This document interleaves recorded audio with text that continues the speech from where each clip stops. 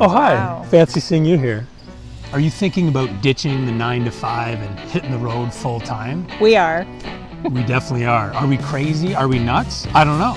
A little bit, but that's okay. I think that's why you're watching. I think that's why you guys are here with us. So you must be just as crazy and nuts as we are. I actually just seen a fortune cookie thing on the ground. A fortune cookie paper. And I want to read it because maybe it's good luck. Maybe it's a good sign. I didn't read it yet, no. Okay, let's read it. Maybe this is a good fortune for our house selling and moving on to the RV life, but I'll have to read it. No, but it doesn't say you're nuts. A surprise announcement will free you. That seems like a good sign. My God. That's cool. And I just saw it on the ground there. We're just in a random park and you found that on the ground. Yeah. And I'm really big into like signs from the universe and stuff, so I'm going to keep that. It's a sign, guys. I think that's a sign. Stay tuned. These 6 steps in this video are going to save you your sanity and your budget.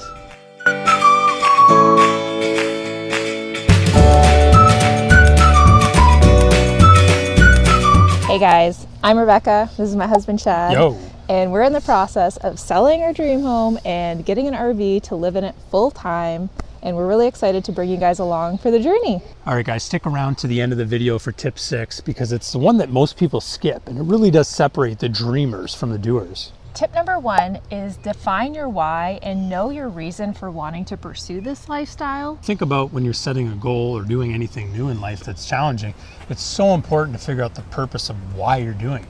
Because naturally you're going to face unexpected challenges and adversity, things that are going to pull you, get in your way, pull you out of that direction, release back to comfort as well. Exactly. So, you know, for us, obviously our purpose is we love to travel. We love being outdoors, nature, everything. So we understand we're going to be facing unexpected things. Like we've never actually towed an RV before. I mean, we've been in an RV, we rented one, we drove all the way to PEI, but we've never actually done anything like this before, realistically. So not without a home to come back to at the end. No backup plan. No backup plan. It's so important that we focus on the why. When things get stressful, when they get annoying and frustrating and you want to seek back to your comfort zone, you're really going to want to focus on the reason, the why of why you're choosing to live this lifestyle in the first place. Yeah, so why don't you make a list of all of the reasons why you want to pursue this lifestyle so that when doubt comes in, when people start questioning your choices and throwing all of these questions at you, which if you haven't watched our previous video, a few videos back on all of our top questions that we've been getting and our answers to those questions, you need to go and watch that video. It's a really good one. But when all of these things that are going to happen, they're going to get in your way and try to distract you, pull your attention away from your actual goal, you can just get in your pocket, pull out your little list, and remind yourself exactly why you are pursuing this lifestyle. Tip number 2 is test the waters. So we've been getting asked this a lot. You know, why don't you guys test the waters? Yeah, we've done that. And we encourage you guys to do this too. So you can rent an RV. Outdoorsy is a great app. We've used it before. Rent an RV, take it for a weekend, maybe do it a couple different times with maybe 2 different types of RVs. Yeah, is really important because it really is going to make or break your entire experience, especially if you're going from a house or an apartment or a condo that's like residential to a smaller space in an RV. You want to really get the feel for what it feels like to live in a small space and to try out different layouts as well, different sizes, different layouts, different types, because there's drivable ones, there's towable ones, there's trailers, there's fifth wheels, there's all these different makes and models, and you can rent quite a few. Like probably you can rent all of the different types and models on Outdoorsy, and it's really important to do that. We're going to do that this summer and try out a few different layouts and see how it actually feels. See if the YouTube channel and it's not always Pinterest. It's not always Pinterest, right? So we're going to put that to the test and see how well we actually enjoy it and what we want to have versus what we think we want to have in the RV that we actually get to live in full time. Tip number 3 is downsize like you mean it. And I mean this part is so important. We actually started downsizing and decluttering, and the biggest part about downsizing and decluttering is changing your shopping habits, because you can downsize and declutter all you want, but if your shopping habits are continuing to repopulate and build up your clutter and your stuff, then it's not going to go very well. don't think you're downsizing if you just throw out a bunch of stuff and then go go buy on new stuff. Amazon and replace it all, because that's not actually downsizing. No. So we started this well before we listed our house for sale, actually even years before this. Yeah. We have not bought like major things in such a long time. We just use all the things we have. We didn't want extra clutter. And the really cool thing is once we've started to do this, our house just feels so much lighter. Like, I don't know about you, like it's just, and it's the best thing is, like, I will tell you that I was like the typical, you know, female. I love shopping. I love clothing. I loved all the pretty home decor. I would change my home decor very frequently. I'd be like, oh, I don't like this anymore, so let's go to, you know, in the States, Home Goods and Hobby Lobby, and replace it with something else. And it's a never-ending cycle, and you cannot have that mentality when you're living full-time in an RV in a tiny space, and nor do you want to. That mentality is so Western culture, and it's not even, it's not sustainable, and B, for your well-being, it's just not good. It feels heavy. It feels like I have to work more to be able to afford to buy more things. And that's just not what we want to spend our time and our lives doing. Yeah, that's one of the main reasons we're looking to do this too. Is like we don't want to have to work and grind and hustle the entire time. We want to be free. We want to be in nature. We want to have control of how much we spend, how much we don't spend, where we go, where we don't go. Like, this is what we're super excited about. And be more intentional with our spending, like spending more money on experiences and traveling and trips. That's what we really love to do. So also, when you're kind of on this mindset and this journey of mindless spending and buying all of this stuff, you're basically training your brain to continue to do that. It's like any habit. So if it's already out of control now, it's going to be that much more difficult to rein it in later. So you need to start decluttering and downsizing now, and that starts with not buying new things. Tip number 4 is pick the right RV that matches your lifestyle, not just one that actually looks cool. So for us, I'll be honest, I think that Class A motorhomes look badass. Like, who wouldn't like riding around in like a cool bus and be like, yo, I'm the bus. Yeah. Not for her. For me, actually, I really like those van life vans. Honestly, I like those like way better than even fifth wheels, which we're probably going to get a fifth wheel, but better than any of them. I like those little vans that are like the Sprinter vans that are so cute, and they're tiny and they're compact. And I just like that you can just camp overnight anywhere. Nobody would necessarily know that you're there, or you can maneuver them in and out of parks really easy in tiny spaces.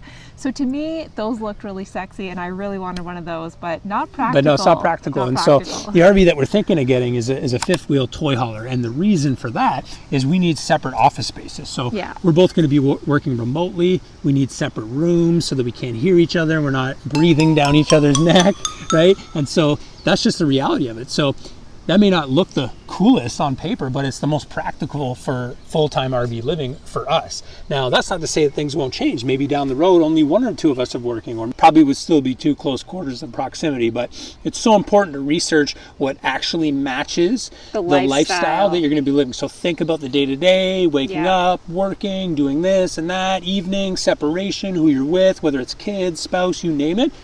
Check that out. Tip number 5 is choose your domicile, state, or province correctly based on where you need to be based out of. So when you are living the RV lifestyle, you can choose where you want to be based out of. You're not technically needing to have an address, but there's lots of companies that will set you up with what's called a domicile address, which is just like a way to get your mail, an address to put on your driver's license for tax, health card purposes.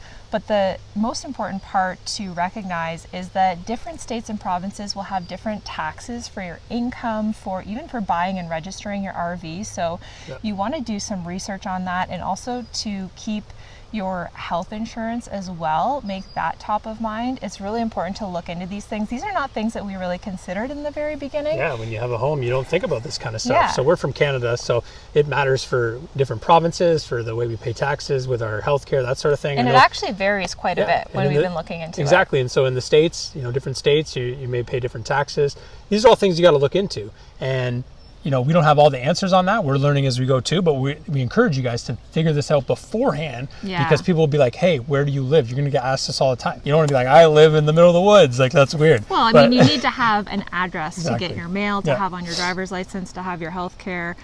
So it's really important to choose that strategically. You don't necessarily need to keep it the same as where you currently live. Like, if you want to, that's fine. But for us, we're probably going to move to a different province that has lower taxes and switch our healthcare over to that province and do it that way. Because when you're buying a big purchase like an RV, the taxes add up really quick. And right now we live in Ontario, which is like the most expensive. It's like 13% tax.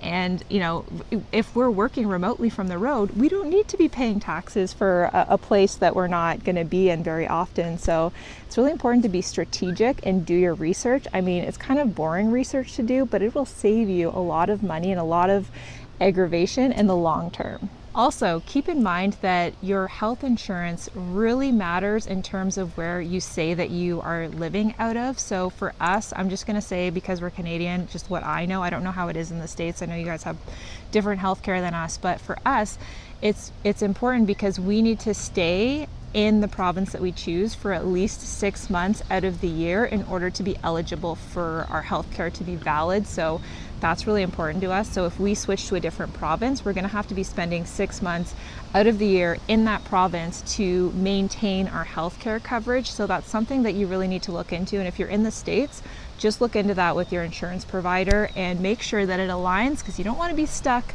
adventuring in the wilderness and not be insured on your healthcare coverage. All right, y'all. Are you working on your Texas American accent for when we go down to Texas? We're Canadian, but I love my American friends. And so, we do. All right, y'all. Tip number 6 is plan the first 90 days on the road. Why is this important? We've watched many people that start their YouTube channel, or they start hitting the road full time, and they're like, all right. They get really excited. They get excited, and they're like, let's just travel. Rightfully so. And they're like, let's just travel to a new destination every week or every few days. And then they, all of a sudden, a few months go by, and they're like, so disheveled. They're just totally disheveled, and they don't know what's going on. And the reason is because as human beings, we need some sort of structure, okay? This type of lifestyle is already gonna uproot that structure significantly. So we've done this before. Like, we put our house on Airbnb, home exchange. We did this where we traveled often, very frequently, like, you know, a couple times a month at times, and it just wasn't sustainable. It's exhausting and it's overwhelming, and you underestimate how fatigued you get. Like, you get decision fatigue, where it's like just draining and exhausting trying to think of where you're gonna go. So it's really important to not run into decision fatigue, because that could bog you down and that could really make you dislike this lifestyle. Like, it could take you off the road and feel like it's not for you, when really you just need to plan more and stay in places for longer periods of time, so that you can get into a routine and establish a routine and have some sense of normalcy while you're on the road. Exactly. And so one of the things that we're super excited about, anytime that we've taken road trips over the years or traveled in the past, I don't know about you guys, but you get to a place and you're like, okay, Monday we got to do this, Tuesday we got to do this, then Wednesday we're going to go over there and do this. And then all of a sudden the week goes by and you're like, oh my God, I don't even remember this. It was like overwhelming, and I missed all these things that I wanted to do, and I had to kind of narrow them down. Listen, all you need to do is just park yourself in an area, a 1 hour radius of all the places that you want to see. And then you don't need to worry if it's raining, if something comes up spontaneously. You can take all the time, months on end, to just explore that area.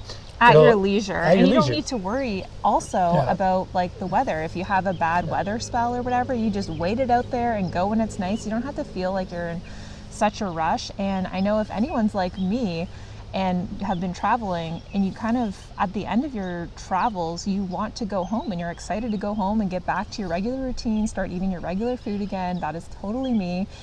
But the problem is, if your home is where you currently are and you don't have a home to go back to anymore, then it's not gonna feel like a home to you. It's gonna feel like constant chaos. So you need to establish a routine on the road so that it actually does feel like home, and you don't feel that like desire to go back to your old home, because that would be a problem. Exactly. So we'd love to hear from you guys in the comments below.